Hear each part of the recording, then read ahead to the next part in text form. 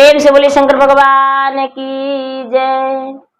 माता गौरी पार्वती की जय। गणपति ललनवा की जय। सच दरबार की जय।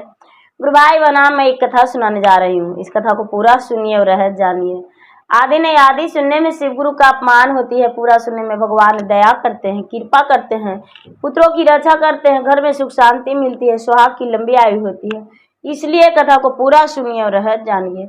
हर हर महादेव, घर घर महादेव।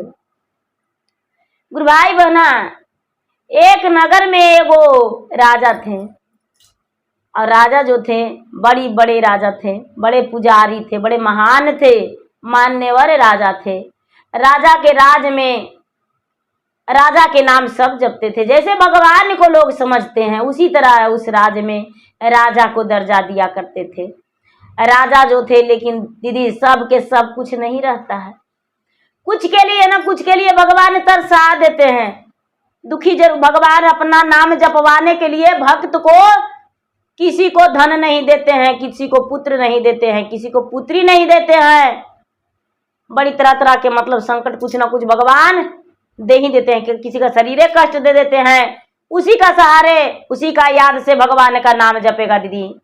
तो राजा साहब का कोई संतान नहीं था, और जब कोई संतान नहीं था तो राजा जो थे, राजा बड़ी दुखी रहते थे, राजा बड़ी उदास रहते थे। राजा के प्रजा कहते थे कि ए राजा साहब, आप इतना उदास काहे रहते, आप दूसरा शादी कर लीजिए और आपका संतान हो जाएगा। राजा अपने पत्नी से सोच विचार किए, पत्नी से पूछे कि भाई हमें पूरे प्रजा सलाह दे रहा है कि दूसरा विवाह कर लो। रानी आप बताइए, आप क्या कहते हैं। राजा की जो पत्नी थी उसका नाम सुभद्रा था। सुभद्रा जो थी वो बोली कि देखिए राजा साहब, आपका मर्जी है तब ब्याह कर सकते हैं, लेकिन हम क्या बताएं, आप शादी करके लाइएगा तो राजरानी बनेगी, हम नौकरानी बनेंगे। राजा अपने पत्नी का मन टटोल लिए सुभद्रा के कि नहीं, कोई भी नारी नहीं चाह सकती है कि मेरा सवत हो, हम शादी नहीं करेंगे, जो मेरा भाग में रहेगा वही होगा। अपने पत्नी से बोले कि चाहे जो हो जाएगा हम शादी नहीं करेंगे, आप चिंता मत कीजिए। अब धीरे धीरे समय बीत रहा है, लेकिन दोनों निसंतान हैं। समय बीतते बीतते बीतते बीतते दीदी राजा के आधा उम्र हो गया, रानी के भी आधा उम्र हो गया, 40 प्लस हो गया, तो आधा उम्र हो गया। अब राजा रानी भी सोचते हैं कि अब तो हम निसंतान ही रहेंगे, अब क्या करें। राजा के जो पूरे नगर में लोग दीदी मान सम्मान जरूर देते थे, लेकिन एक दूसरे से कहते थे कि राजा इतना बड़ा राजा है, इतना बड़ा राजा, इतना अच्छा धर्म करता है, कर्म करता है, लेकिन फिर भी संतान नहीं है। तो राजा का मुख जो है कुलछना वाला है, राजा के सामने कोई नहीं कहते थे। एक दिन के बात है कि नगर में एगो साधु आए थे दीदी। तो साधु आए थे तो उस साधु बाबा जिसको जो कहते थे वो हो जाता था। बड़ी दिन से वो पहाड़ी पर साधु बाबा रहते थे। साधु बाबा जिसको जो कहते थे हो जाता था। तो रानी के सब कोई बोले कि ये रानी साहब, आप सब तीर्थ यात्रा किए हैं, लेकिन जो पहाड़ी पर पहाड़ी बाबा रहते हैं, साधु पहाड़ी बाबा पर साधु रहते हैं, कितना दिन से ईगो युग से रह रहे हैं, उनके पास जाइए ना, आपको जरूर कुछ कहेंगे। यदि वो कह देंगे कि संतान होगा तो हो जाएगा। अब रानी जो थी राजा से हट करने लगी कि ये स्वामीनाथ, सब कोई साधु बाबा के पास जा रहा है, सब कोई के सब पूछ दिए भगवान, हमको कैसा ही नहीं होगा, हमको भी होगा, आप कहिए ना, चलिए ना। राजा कहते हैं कि नहीं रानी, आप ही जाइए। रानी जाना शुरू कर दिए, रानी जाना शुरू कर दिए। बाबा के जाके वहां बाबा के पास बैठते थे। बाबा बोलते थे नहीं, किसी से कुछ नहीं बोलते थे, सिर्फ हाथ उठाते थे। अब रानी साल भर लगातार गई, लेकिन बाबा हाथ नहीं उठाए। रानी को लगा कि यदि बाबा हाथ उठाते तभी तो मेरा आशीर्वाद मिलता, बाबा तो हाथ उठावे नहीं किए हैं। ए दीदी, बाबा के एक दास था, बाबा के एक दास था। जो महात्मा पहाड़ी पर रहते थे वो 12 बरस आगे पीछे जानते थे। तो दास जो था बेचारा कुछ नहीं जानता था।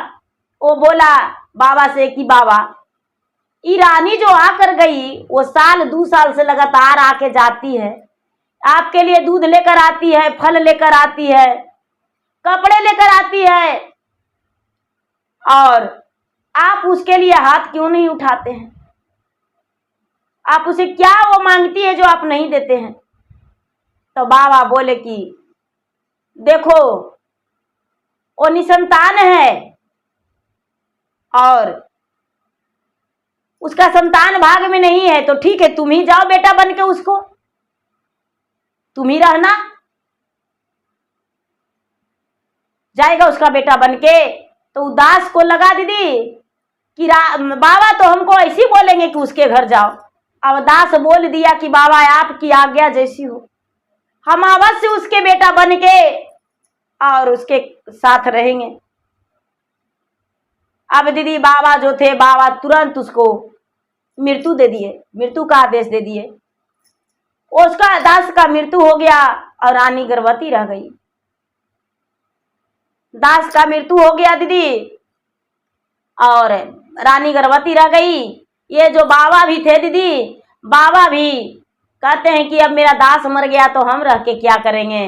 बाबा भी अपना आत्मा त्याग कर दिए, प्राण को त्याग कर दिए। उनके शरीर का जो शरीर में आत्मा था, आत्मा निकल गया और बाबा उस दुनिया से चल गए। रानी जब गई तो देखती है कि दास और बाबा दोनों इस दुनिया में नहीं है, उनका तो सब पड़ा हुआ है। रानी आकर गांव में शोर मचाई, लोग उसके अग्नि संस्कार कर दिए। अब रानी घर आई। अब धीरे धीरे समय 8 दिन, 10 दिन, 15 दिन, महीना दिन बीता तो रानी राजा से कहती है कि राजा साहब, लगता है कि खुशखबरी है, क्योंकि मां बनने वाले लग रहा है कि हम हैं। राजा सुनकर बड़े खुश हो गए। रानी बोली कि लगता है कि मेरा जी घबराता है, अजीब अजीब लगता है और उल्टिया जैसा लगता है और मुझे खट्टा खाने का मन करता है। राजा समझ गए कि ठीक है, अच्छा बात है। अब राजा की रानी जो थी गर्भवती रह गई। धीरे धीरे समय बीता। समय बीते बीते 9वां महीना पूरा हो गया। 9वां महीना 9 दिन 10 घंटे के बाद रानी का ओद्र से एक पुत्र जन्म लिया। रानी का ओद्र से पुत्र जन्म लिया दीदी। वो पुत्र रोवे नहीं करता था, रोवे नहीं करता था। रानी राजा दोनों डॉक्टर वैद्य से दिखाए, लेकिन डॉक्टर वैद्य कोई बीमारी नहीं बताया। जब बच्चा बड़ा हुआ तो बोलवे नहीं करता है बच्चा, बच्चा एकदम बिल्कुल नहीं बोलता है। डॉक्टर के पास रानी दिखाए तो डॉक्टर कहते हैं कि बच्चा गूंगा नहीं है, बच्चा बिल्कुल अच्छा है। अब क्या है, नहीं बोलता है, नहीं बता सकते। धीरे धीरे समय बीता दीदी। राजा बड़ी कोशिश किए कि मेरा बेटा एक बार पिताजी कह देता। रानी सोची कि मेरा बेटा एक बार पिताजी कह देता। खाने के समय में अपने माता को सीधा हाथ ऐसे दे देता और माता जो भी कहती हो, आज्ञाकारी बच्चा माता की आज्ञा को पालन करता। पढ़ाई लिखाई काम धंधा सब राजा की जिम्मेदारी उठा लिया, लेकिन दीदी बोलता था नहीं, बोलता था नहीं दीदी। अब धीरे धीरे समय बीत रहा है, राजा का मन व्याकुल हो रहा है। राजा का बेटा जवान भी हो गया। एक दिन जो की बात है कि राजा अपने नगर में घोषणा करवा दिए कि भाई जो मेरा बेटा के बुलवा देगा उसको हम आधा राजपाट दे देंगे। डॉक्टर बोला है कि कोई ऐसा होगा जो बुलवा सकता है, जो मेरा बेटा के बुलवा देगा उसको हम आधा राजपाट दे देंगे। दीदी बड़ी लोग आए राजा के बेटा के साथ, तमाशे वाले, मदारी वाले, ढोल वाले, बाजे वाले, लेकिन वो बच्चा नहीं बोला। राजा का घर में एक मंत्री था, मंत्री का एक बेटा था। जिस दिन राजा के बेटा का जन्म हुआ था उसी दिन मंत्री का बेटा का जन्म हुआ था, दोनों एक ही दिन का था। वो लड़का बोला कि भाई हम बुलवा देंगे, हम बुलवा देंगे। बोले कि आप बुलवा दोगे? तो हाँ, लेकिन इसके लिए हम रोज इस राजकुमार के साथ घूमने जाएंगे। ए दीदी, शाम हुआ, सवेरा हुआ तो मंत्री का बेटा है जो कहता है कि ए राजा साहब, हम जाएंगे शिकार करने, क्या आप मुझे जाने देंगे अपने बेटा के साथ? बोले कि क्यों नहीं जाने देंगे, जाओ। अब एक घोड़ा पर मंत्री का बेटा और एक घोड़ा पर राजा का बेटा, दोनों शिकार करने चल गए। दोनों शिकार करने चल गए दीदी। अब राजा का बेटा जो है शिकार करने के लिए डर रहा है, क्योंकि वो एक सन्यासी के साथ रहता था। वो कुकर्मी काम नहीं किया करता था, किसी का प्राण नहीं हरण करता था, किसी का मांस का भोजन नहीं करता था, शुद्ध शाकाहारी भोजन किया करता था, वन के फल फूल पत्तियां चबाता था और शुद्ध भोजन करता था। तो ये जो लड़का है वो मारता है किसी जीव का और गाना गाता है कि हथवा जे खई रामा सांझ के बेरिया हो, पैरवा खाए वो भोर बिन सार हो, पूरा तना खई वो रामा भोजना के बेरिया हो, हिरना नहाऊ बड़ा सुंदर जी। हिरन मार के और ये जो है मंत्री का बेटा वो राजकुमार के सामने उसको गाना गा के सुनाता है, तुम्हारा पैर है जो सांझ के बेर खाएंगे, हाथ भोर बिन सरवा खाएंगे और पूरा शरीर भोजन के समय खाएंगे, पका पका के खाएंगे। राजा का बेटा के आंख से आंसू गिरता है, उसका जी धड़कता है, कलेजा कांपता है कि हे भगवान, ये कैसा प्राणी है, ये बेचारा बेजुबान जानवर को मार देता है और मार के और भोजन करता है, मैं इसके साथ ही आता हूं। हे भगवान, कैसा घोर संकट में आप डाल दिए महात्मा। एक बात बोलने का एक कसूर इतना बड़ा कि रानी मेरा मौत हो गया और बदले में आप भी अपना प्राण त्याग दिए, इस रानी का उद्र से मुझे जन्म दे दिए। इसका बेटा बन के ये राज हमको नहीं चाहिए। राजा का मंत्री का जो बेटा है जो शिकार करता है, बेजुबान जानवर को मार देता है और देखिए कितना बढ़िया से गाना गाता है। हे भगवान, उसका जी कांप रहा है दीदी, इसका मन जो है तड़प रहा है और सब मंत्री का बेटा देख रहा है कि इसका अंदर जो है ये गूंगा नहीं है, क्योंकि तरस हो रहा है इसको देखते हैं। तो दीदी दूसरा दिन आया तो कौवा चील मैना कई जीव को मार दिया दीदी और पूरा गाना गाया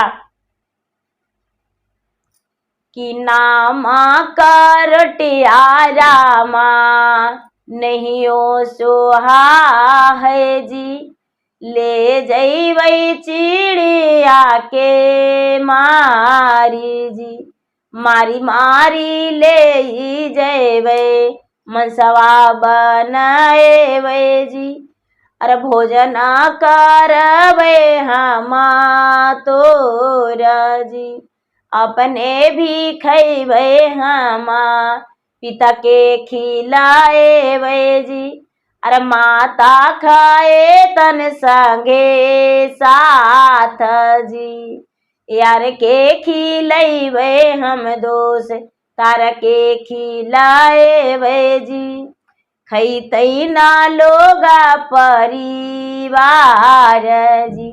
ए दीदी, जब ऐसे करता है तो बेचारा राजा का बेटा तड़प रहा है, उसका अंदर से जो है अजीब अजीब लग रहा है, अब उसका जीना मुश्किल हो रहा है।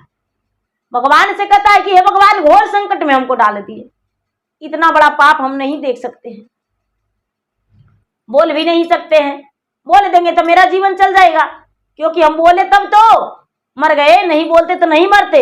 हम 12 बरस से संत जी के पास थे और नहीं बोल रहे थे और संत जी भी नहीं बोलते थे किसी से, अगर जो नहीं बोलते तो मेरा प्राण नहीं जाता, नहीं संत जी मरते। इसीलिए हे गुरु महाराज, ये कैसा घोर तप कष्ट में डाल दिए। वो जो राजा के बेटा है दीदी, मंदिर गया, महादेव के मंदिर, महादेव से कहता है मन ही मन कि हे भगवान, हम कितना आपके सच्चे भक्त हैं, प्रतिदिन आपके पूजा करते हैं, लेकिन आज ये क्या हो रहा है मेरे साथ, ये अन्याय मुझे देखा नहीं जा रहा है। भगवान जो है कहते हैं कि धैर्य धरो, तुम्हारे साथ इंसाफ होगा। राजा का बेटा कहता है कोई इंसाफ नहीं हो रहा है, मेरे साथ तो और पाप हो रहा है। दीदी मंत्री का बेटा जो है अब खुल के इसके साथ आने लगा शिकार करने के लिए। अब राजा का बेटा का मजबूरन आना पड़ा। रोज आ रहा है, रोज आ रहा है। एक दिन के बात है दीदी कि शिकारी को देखकर एक हिरन बेचारी झाड़ी में छुप गई। और झाड़ी में छुप गई दीदी, उसका बच्चा जो था, बच्चा आवाज देने लग रहा अपने माँ को। तो झाड़ी में से बेचारी हिरन आवाज देती है कि मैं इधर हूं, चुपके से आ जाना, शिकारी पास में है, अपने कमान साधा हुआ है, मार डालेगा। तो जब हिरन का बात सुना तो ये कहता है राजा का बेटा कि बरही बारिशवा रामा बनमा मेरा लीजी, अरे बन में कएली तपस्या जी, कोयल के बोलिया रामा कबहू ना बोलली जी, अरे एक दिन बोलली ना बात जी, बोलिए करन मेरा माँ गैले मोरा प्राणा जी, अरे तू काहे बोललाया जा बोल रे, मारियो ने देलन रे हिरनी लिहला ना प्राणा मारे, अरे भोजाना करतन तो हार रे। तो हिरनी जो है बेचारी कहती है कि हाथ मोरा टूटल भैया, पैर मोरा टूटल जी, छटपट करई मोर परान जी, थनमा के दूधवा भैया थन में मेरा हाल जी, बचवाना भूखल मोरा रोवई जी। बेचारी हिरनी है जो कह रही है कि भैया हाथ भी मेरा मार के तोड़ दिया, गोड़ भी तोड़ दिया, थाने के दूध मेरा थाने में रह गया, और मेरा बच्चा जो भूखल है तड़प रहा है भैया, ये पापी को बहुत बड़ा पाप लगेगा भैया।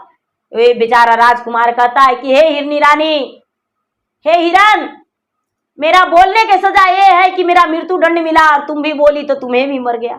मैं बोला तो इतना बड़ा सजा मिला, तुम बोली तो तुम्हारा भी इतना ही बड़ा सजा मिला। तो इस संसार में बोलना पाप है, क्यों बोली तू? अब मंत्री का बेटा राजा का बेटा का आवाज सुनकर घर गया और राजा से कहता है कि ये राजा साहब, आपका बेटा बोलता है, आपका बेटा गूंगा नहीं है, आपका बेटा बोलता है। बोले कि तो ठीक है, बुलाओ मेरा बेटा के। अब दीदी मंत्री का जो बेटा है राजकुमार से बोलने को लिए कह रहा है, लेकिन बोला ही नहीं।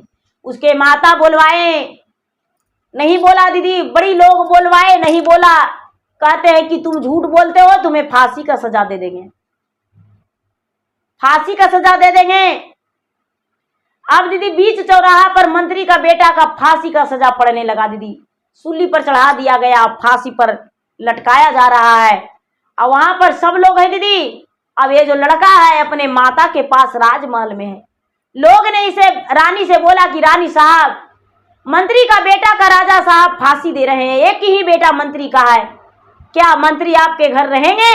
नहीं रहेंगे। मंत्री का बेटा का निर्दोष में फांसी पड़ रहा है। बोले कैसे? तो राजा साहब आदेश दे दिए हैं, क्योंकि आपके बेटा के बारे में बोला कि बोलता है।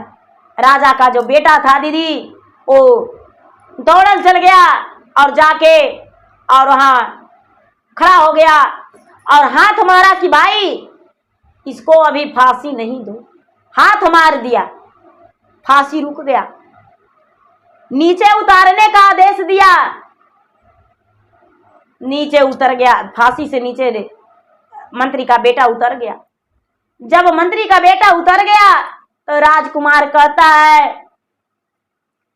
कि ये कहीं बोले आरामा गेले मोरा प्राण माजी गोरो मोरा ते जलन परान जी दो सारे बोले आरामा हिरणी न मार ले जी छटपट करे ओ करो प्राण जी ओ करो के कैला वो जाना जी ते सारे बोले आरामा तो हूँ जे बोला लाजी फसिया पर चढ़ियो में गेला जी एहू काला जुगवा रामा सतनाही सुनई जी पाप से भरल सन सार जी। सब कोई राजकुमार की आवाज सुना दीदी, तो सब कोई राजकुमार की आवाज सुना, राजा भी सुने। राजा साहब कहते हैं कि बेटा तुम्हारा 20 वर्ष उम्र हो गया लेकिन आज तक तू किसी से बोला क्यों नहीं? क्या बात था जो तू बोला नहीं? कहता है लड़का कि पिताजी माँ जाती थी पहाड़ी पे महात्मा के पास, महात्मा जी जो रहते थे और जो दास, तो महात्मा मेरे थे और दास हम थे, तो मेरे ही कारण महात्मा मर गए। मैं एक बार बोला महात्मा से कि हे महात्मा, महात्मा बोलते थे नहीं किसी से और नहीं हम बोलते थे, हे महात्मा ये रानी 2 वर्ष से लगातार आ रही है आपके पास इस पहाड़ी पे, क्या मांगती है जो इसे नहीं देते हैं? तो बोलने लगे पुत्र मांगती है, क्या इसका पुत्र बनोगे? हम एक बार हाँ बोल दिए और मेरा मृत्यु हो गया। जब मेरा मृत्यु हो गया तो महात्मा कहते हैं कि मेरा दास नहीं तो हम क्या, जो आपके घर में पिंजरे में कैद है वो महात्मा का जीवन है, वो महात्मा है। क्योंकि इस घर में हम एक राजकुमार बन के जी रहे हैं तो पिंजरे में कैद होकर रह रहे हैं एक तोता बन के। हम रोज उन्हें पानी पिलाते हैं, रोज स्नान करवाते हैं, अपने गुरु का सेवा करते हैं। पहले प्रतिदिन उठकर हम उनका स्नान क्यों करवाते हैं? क्योंकि मेरा गुरु है। और पिताजी मैं वही हूं जो पहाड़ी पर हम रहते थे बाबा के साथ। राजा हाथ जोड़कर कहते हैं पुत्र मुझसे बहुत बड़ा भूल हो गया, सच मानने को लिए हम तैयार नहीं थे और फांसी का फंदे पर इसको हम चढ़ा दिए। राजकुमार कहता है कि पिताजी क्या आप मुझे फांसी के फंदे पर इसको फांसी का फंदे पर चढ़ा रहे थे तो हम बोलने लगते हैं मर जाता तो? आप तो सच सुनना ही स्वीकार नहीं करते हैं, पसंद नहीं है आपको, क्योंकि सच्चाई जो है लोग को प्राण सच में ले लेता है। ये मुझे बोला इतने सुना था तब तो आपसे बोला। दीदी तुरंत राजा साहब आए और तोता को बोले कि हे तोता राज, आप जो हैं एक महात्मा थे, आप वन के वासी थे और हम आपको अपने लालच में आपका प्यारे प्यारे बात सुनने के लिए अपने घर की शोभा बढ़ाने के लिए पिंजरा में कैद करके रखे हैं। आपको हम पिंजरा में कैद करके नहीं रख सकते हैं। हे महात्मा आप खुली जिंदगी जी लीजिए। और उस पक्षी को छोड़ दिए, पक्षी को छोड़ दिए। अपने पुत्र से कहते हैं कि हे पुत्र मेरा कुल में तूने जन्म लिया, मेरे रानी का आंचल खुल गया, मेरा रानी का बांझपन नाम छूट गया, इसीलिए बेटा तुम चाहो तो उसी वन में रह सकते हो, चाहो तो राजमहल में सुख भोग सकते हो, चाहो जैसे चाहो अपना जिंदगी जी लो, राजकुमार कहता है पिताजी सब कुछ तो है, लेकिन यदि चल जाएंगे तो आपका जिंदगी अधूरा हो जाएगा, इसीलिए हम भक्ति भी करेंगे, एक महादेव का आप मंदिर बना दीजिए, हम उसी में रोज भक्ति करेंगे, भगवान का पूजा करेंगे, सत्संग करेंगे और अपना घर भी बसाएंगे। राजा साहब अपने बेटा के लिए एक मंदिर बनवाए, मंदिर के प्राण प्रतिष्ठा में सभी ऋषि मुनियों को बुलाए, प्राण प्रतिष्ठा करवाए। राजा अपने बेटा को ब्याह कर दिए और ब्याह करके और उसका घर बसा दिए और वो भी लड़का सुखी जीवन बिताया। लोगों को कहा कि देखो जब कहीं छुप जाओ तो एक दूसरे को इशारा मत दो, नहीं तो मरा जाओगे। वही इशारा में मेरा जान चला गया, मैं एक भगवान के दास बन के रह रहे थे, आज राजा के बेटा बन के राजमहल में आए हैं। पता नहीं जिंदगी कहाँ कैसे कब कहाँ ले जाता है, कोई पता नहीं। तो गुरु भाई बहना देखिए भगवान का क्या लीला होता है।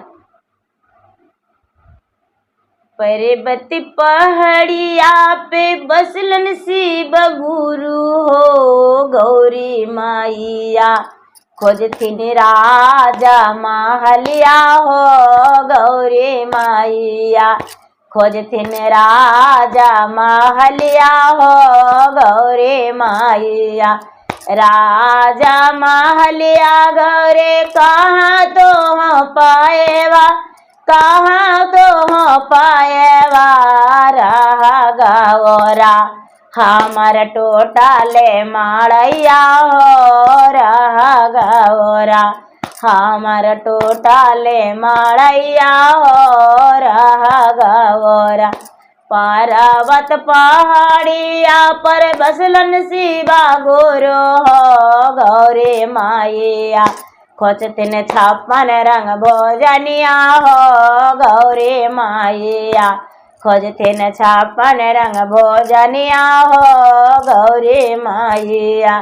तो कहाँ से पैवा गौरी छप्पन रंग भोजनिया हो, छप्पन रंग भोजनिया हो, पिसदा गौरी हमर हारे हारे भंगिया हो, पिसदा गौरी हमर हारे हारे भंगिया हो, पिसदा गौरी हमर हारे हारे भंगिया हो, पिसदा गौरी।